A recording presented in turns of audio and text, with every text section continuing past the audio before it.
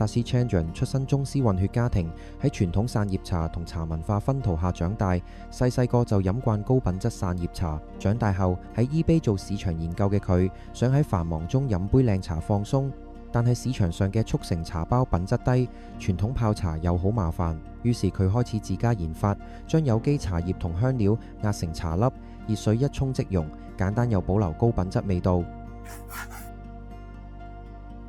最初佢係農夫市集擺檔，日日親手製作、包裝、貼標，之後靠出戰各大禮品展，終於打入 Nordstrom、Anthropologie 等大牌零售店。即使一度被超過72個投資人拒絕，Sashi 仍然堅持落去，最終吸引 Tory Burch 注資，更得到 Michelle Obama 親筆回信支持。佢話：我想令 Tea Drops 成為千禧世代最有共鳴嘅茶品牌，而今時今日 Tea Drops 已經成為美國潮流茶文化代表。你覺得一個品牌要成功，最需要嘅係咩？歡迎留言分享，記得 follow 我，每星期帶你認識一個創業故事。係咁先，Peace。